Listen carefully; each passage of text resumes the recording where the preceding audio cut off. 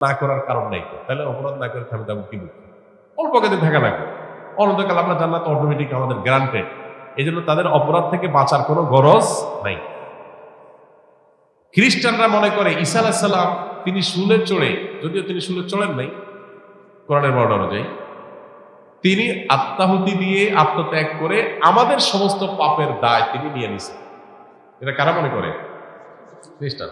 যেহেতু আমাদের সমস্ত পাপের দায় উনি নিয়ে নিছেন, অথবা আল্লাহ আমাদের আর কিছু করবে না, আমাদের পক্ষ থেকে আমাদের নবী নিয়ে নিছে সব। এই জন্য তাদেরও কোনো পাপ না করার ব্যাপারে কোনো গরজ।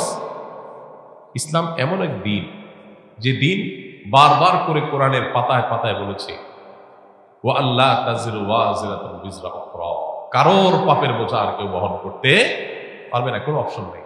তুমি পাপ করছো, তোমাকেই পেতে হবে। এই জন্য একজন ইমানদার পাপ করলে সেটা প্রায়শ্চিত্ত করতে হবে। আপনি পাপ করবেন, অন্যের হক নষ্ট করবেন, আর সবার কদরে আপনারা মাফ করে দিবে। জি না, সবার কদরে আপনার ছোটখাটো গুণাগুলো মাফ করে দিবে, কিন্তু আল্লাহর কাছ থেকে বান্দার হক নিয়ে মাফ পাইতে হলে তারটা তাকে ফেরত দিতে হবে, তার কাছে মাফ চেয়ে নিতে হবে, তারপর আল্লাহ তাআলা মাফ করবে। অতএব এ বিষয়ে যেন আমাদের ঘাটতি না থাকে। আসিয়ার খুনিদের প্রচলিত আইনে উপযুক্ত বিচার হওয়া নিয়ে সাধারণ মানুষের মনে যথেষ্ট সংশয় আছে। সমাধানের উপায়টা কি বলে মনে করেন? দেখুন, আজকে আসিয়ার জন্য আমরা কাঁদছি, এর আগে বহু আসিয়ার জন্য আমরা কেঁদেছি। আজ আমরা আসিয়াকে দাফন করেছি, বহু আসিয়াকে এই বাংলার মাটিতে এই পর্যন্ত আমরা দাফন করেছি, কিন্তু আসিয়াদের ধর্ষকদেরকে দাফন করার ঘটনা আমাদের মনে পড়ে। যতদিন পর্যন্ত এই ধর্ষকদের জন্য কোরআন বর্ণিত সর্বোচ্চ শাস্তি মৃত্যুদণ্ড যতদিন পর্যন্ত বাস্তবায়ন না হবে, যারা ফাসাদ ফিল আরদ করছে, ইন্নামা জাযাউল লাযিনা ইউহারিবুনাল্লাহ ওয়া রাসূলাহু আন ইউকাত্তালু আও ইউসাল্লাবু আও তুকাত্তা আইদিহিম ওয়া আরজুলুহুম মিন খিলাফ আও ইউনফাউ মিনাল আরদ।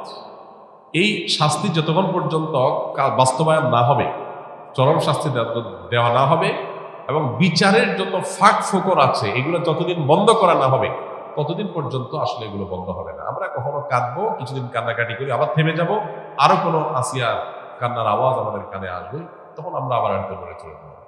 এই দেশে শত সহস্র ঘটনা এরকম ঘটে, একের পর এক এই আসিয়াদেরকে আমরা দাফন করে চলে আসি, কিন্তু ধর্ষকদেরকে দাফন করার সৌভাগ্য বা সুযোগ আমাদের হয় নাই। কেন? ব্যভিচারের শাস্তি আল্লাহ তাআলা বলেছেন ওয়ালিয়াশহাদ আযাবাহুমা তাইফাতুম মিনাল মুমিনিন, ব্যভিচারের শাস্তি যে কার্যকর হবে এটা যেন প্রত্যক্ষভাবে হয়, মানুষের উপস্থিতিতে যেন হয়। কেন বলেছে?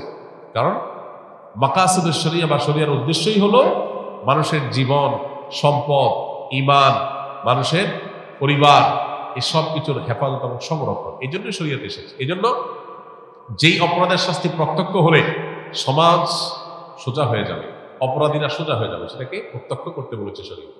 সেটার বাস্তবায়ন যদি হয়, তাহলে ইনশাআল্লাহ আসিয়াদের কান্না আর আমাদের শুনতে হবে না।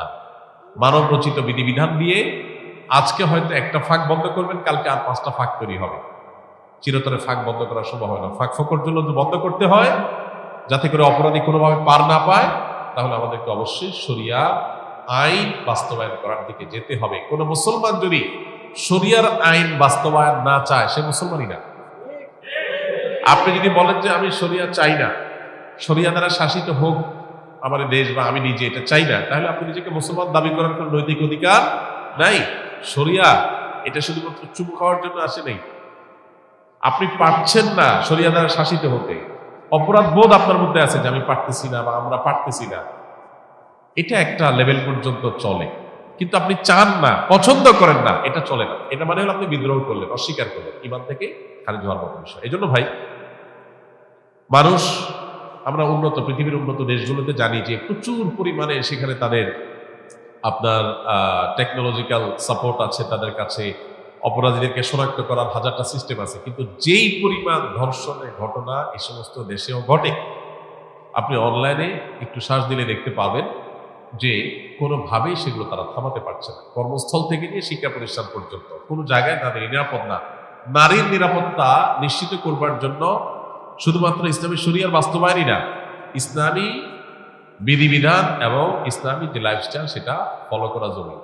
আপনি পর্ন সাইটগুলো সব ওপেন রাখবেন। এই পর্ন সাইটগুলো সব ওপেন রেখে সমস্ত আজে বাজে আর্টিকেল, সমস্ত উপায় খোলা রাখবেন যেগুলো দিয়ে মানুষের মধ্যে যৌন আকাঙ্ক্ষা, পশুত্ব জেগে উঠে। এরকম হাজারটা রাস্তা খোলা রাখবেন। এই পশুত্ব জেগে ওঠার রাস্তাগুলো যখন খোলা রাখবেন স্বাধীনতার নাম দিয়া, তখন যার ভিতরে পশুত্ব জেগে উঠবে সে হাতের নাগালের কাছে যাকে পাবে তার উপরে সে ঝাঁপিয়ে পড়বে। তার পশুত্বকে সে চরিতার্থ করতে চাইবে। এই ধর্ষকের পশুত্বকে জাগিয়ে তোলার জন্য, এটাকে জাগ্রত করবার জন্য যে সমস্ত উপায়গুলো কাজ করছে সেগুলোতে আমাদের হাত দিতে হবে, সেগুলো থামাতে হবে। এত সব দুঃসংবাদের মধ্যে একটা আনন্দের সংবাদ যে সরকারিভাবে সব পর্ন সাইটগুলো বন্ধ করার ডিসিশন হয়েছে, আমরা শুনেছি পত্র-পত্রিকার মাধ্যমে। এটা একটা গুড নিউজ। এখন আপনি বিজ্ঞাপনী, বিলবোর্ড, বিনোদন, উপন্যাস, বিভিন্ন নামে অনবরত যৌন উন্মাদনা সৃষ্টি করবেন, যৌন আকাঙ্ক্ষা মানুষের মধ্যে জেগে উঠে, এটার জন্য হাজারটা উপায় বের করবেন।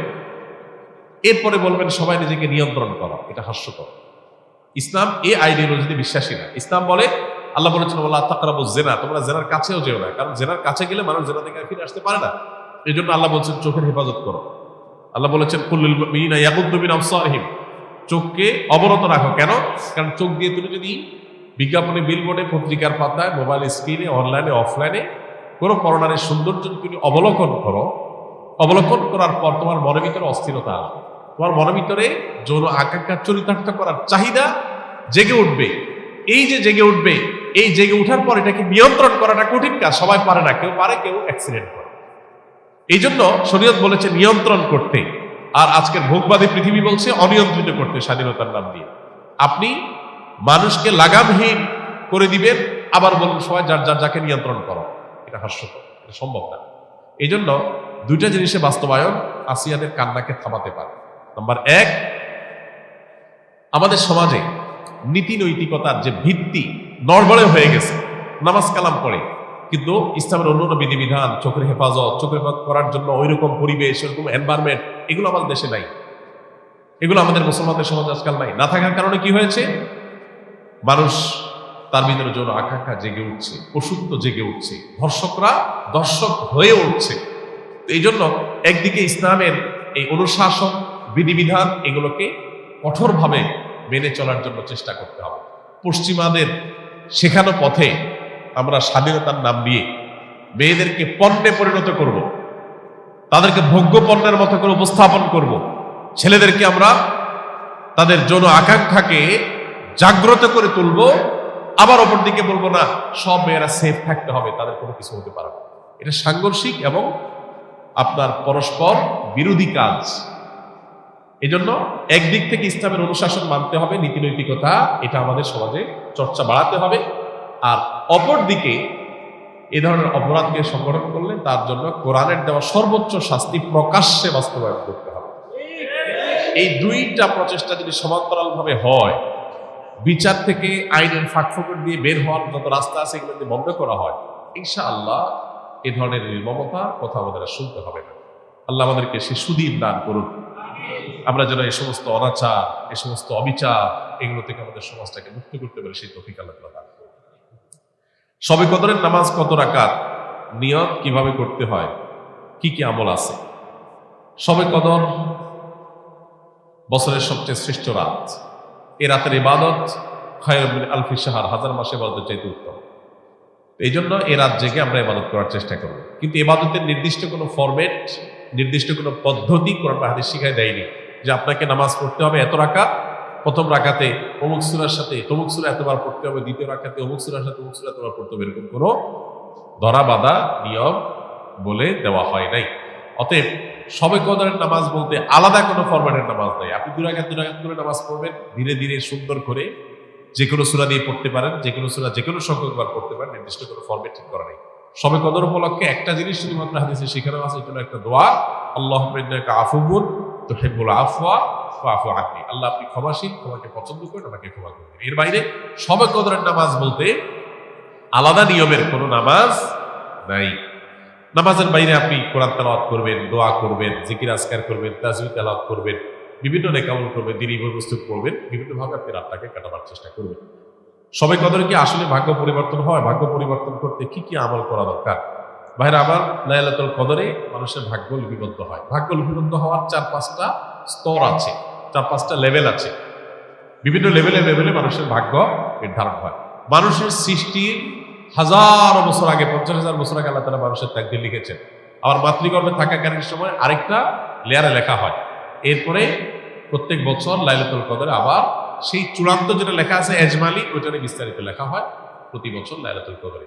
কোরআন কারীমে সূরা দুখানে আল্লাহ বলেছেন, ইন্না আনজালনাহু ফী লাইলাতিন মুবারাকাহ ইন্না কুন্না মুনজিরিন ফীহা ইউফরাকু কুল্লু আমরিন হাকীম। আল্লাহ বলেছেন, আমি এই কোরআনকে নাজিল করেছি বরকতময় রাতে। কোরআন কোন রাতে নাজিল হয়েছে? শবে বরাতে না শবে কদরে? শবে কদরে। সেই রাতে আল্লাহ বলছেন ফীহা, অর্থাৎ সেই বরকতময় রাতেই ইউফরাকু কুল্লু আমরিন হাকীম, সব গুরুত্বপূর্ণ বিষয়গুলোকে আল্লাহ তাআলা ধার্য করেন। এখান থেকে বোঝা যায় লাইলাতুল কদরে সব মানুষের ভাগ্য নির্ধারণ। এখন কত ভাগ্যের জন্য ভালো নির্ধারণ হয়, তার জন্য কি করার আছে? সবচেয়ে বড় করা হলো ঈমান এবং তাকওয়া অবলম্বন করা। আল্লাহ বলেছেন যে ওয়ালাউ আন্না আহলাল কুরআ আমানু ওয়াত্তাকাউ লাফাতাহনা আলাইহিম বারাকাতিন মিনাস সামা। কোন জনপদের মানুষ ঈমান আর তাকওয়া আনলে আল্লাহ তাআলা বলেছেন আসমান থেকে বরকতের সব দুয়ারগুলো উন্মোচন করে দিবেন। আপনার ভাগ্যে ভালো কিছু লেখা হোক, চাইলে আপনাকে ঈমান আমলের চর্চায় এগিয়ে যেতে হবে। আমাদের দেশে মানুষ সব রাতে মসজিদে ভিড় করে, সারা বছর নামাজ কালামের খোঁজ খবর নাই, সব রাতে মসজিদে এসে ভিড় করছে। কেন? ভাগ্যে যেন ভালো কিছু লেখা হয়।